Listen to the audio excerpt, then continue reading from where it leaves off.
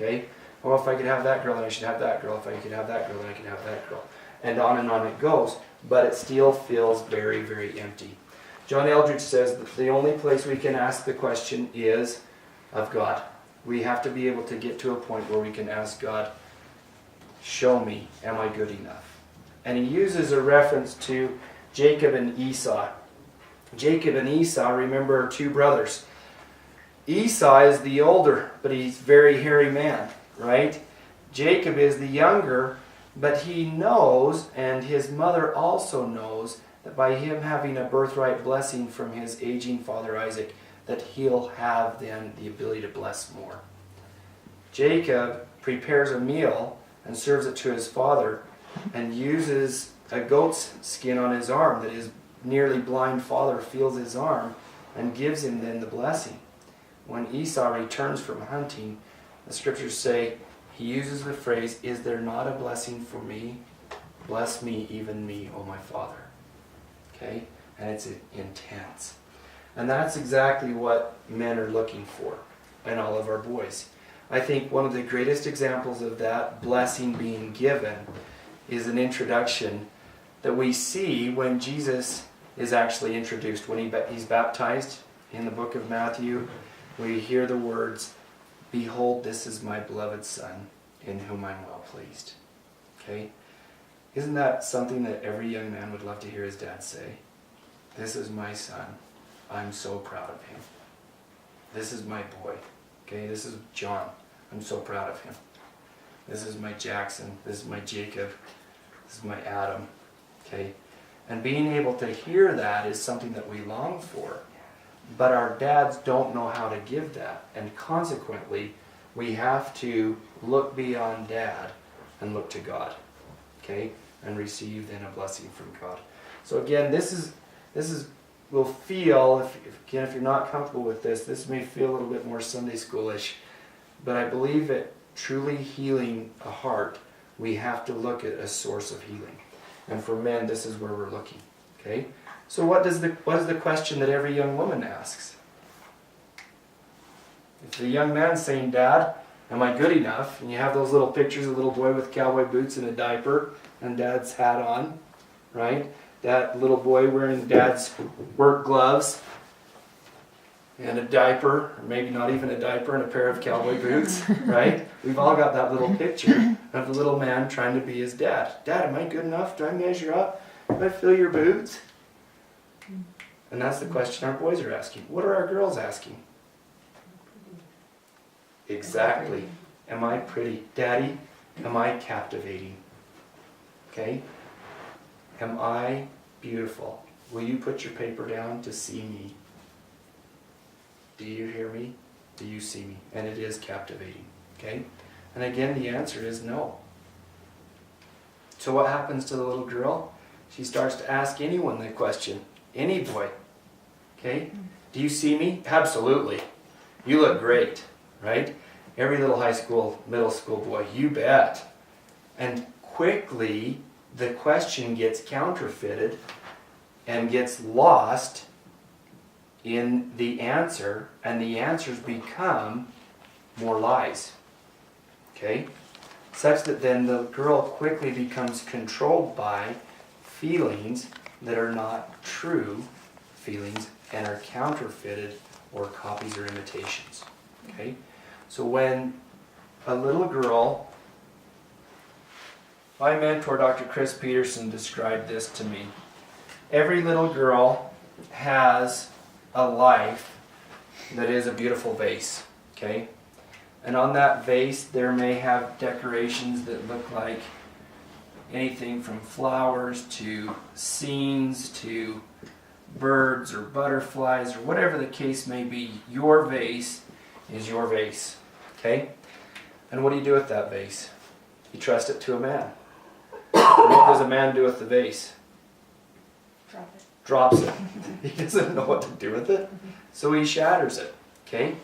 And then what happens in life is, because so many men are mindlessly looking for the answer and they don't know what to do with that, when it sits shattered, they just pee all over it. And that's called defilement. Okay? So we see very, very, very commonly defiling experiences in a young girl's life that becomes very violating or filthy or questioning. And the question then is, if I can't feel comforted or given a blessing from my dad, where am I going to find it? If I can't find it from a man, then where am I going to find it? Quickly we start to see that I start to hide and I start to use other feelings to feel. Okay? And what are the biggest feelings that we use to feel? Food. Food friends, right? Smoking friends, addiction friends, all of these substances that are trying to use then a different pathway to pacify or suppress feelings. Okay? So one of the most common things that we see, especially with eating disorders, is a young person will use that emotion that is trying to come out or to be expressed. I'll use food to actually push the emotion back down, and then I can just let it purge or come back up and see something physically come out without speaking about the hurt that I've been dealing with. Okay, I've seen young ladies that have used, and again, when I share these things with you, they aren't good suggestions. Okay, don't try this type of a thing as you listen to this. I'm just sharing with you things to watch for. But I've seen young women who will purge into mason jars and hide it in their closet, and fill up mason jars with their food. Okay, because it represents for them control.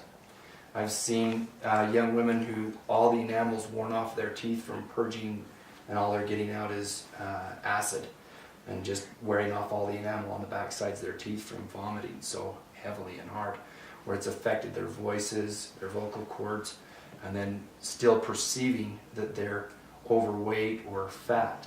One young lady I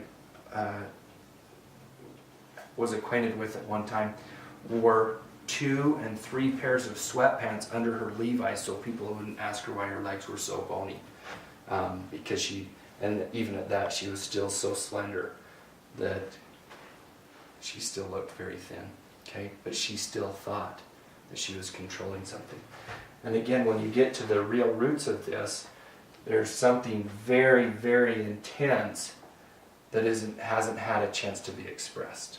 Okay, so when we look at these types of things, it's a pretty somber, solemn discussion, and it's not to be taken lightly. A lot of times when we start to see these types of controls, and when we look deeper, a lot of times when young women especially have experienced this type of a shattering, defiling experience, it's difficult to trust God. How could God allow this to happen is usually the question that comes.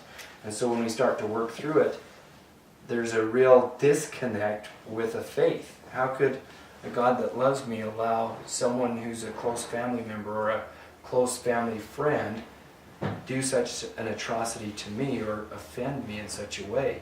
And so there's a real challenge in working through to get to a point where they can start to see that there is hope. Okay?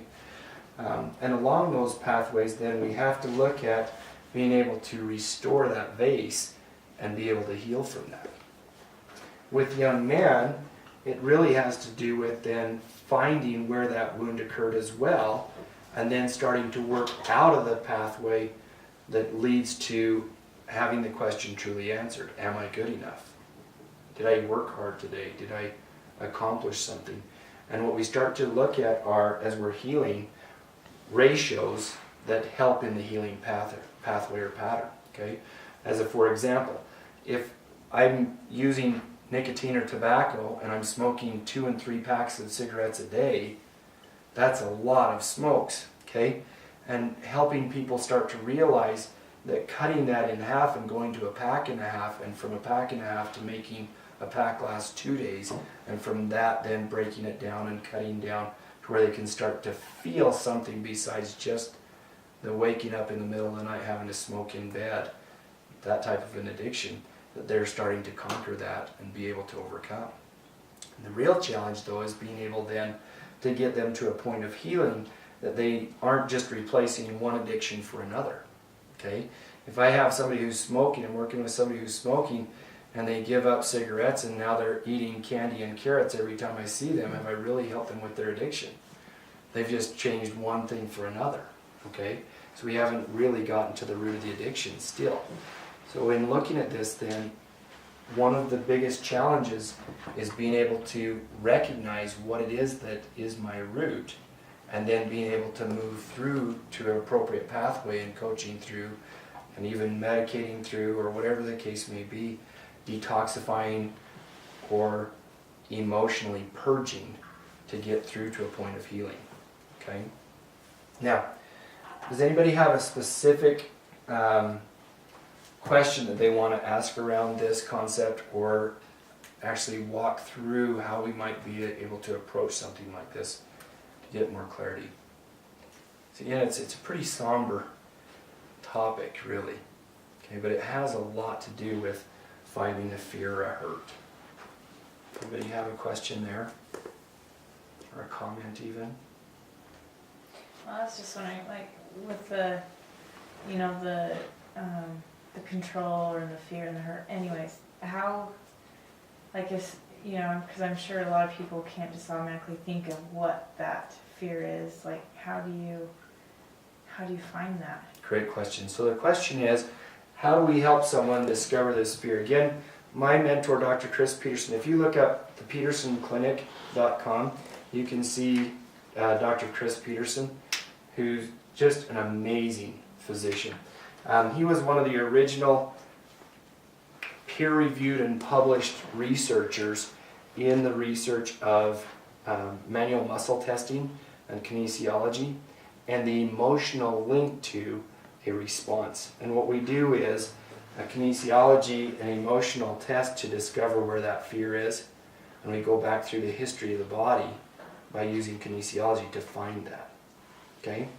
So if somebody would be willing tonight, we'll do a demonstration of that before we go. Okay?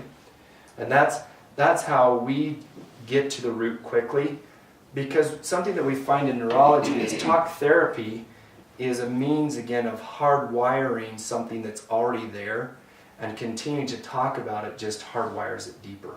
Okay?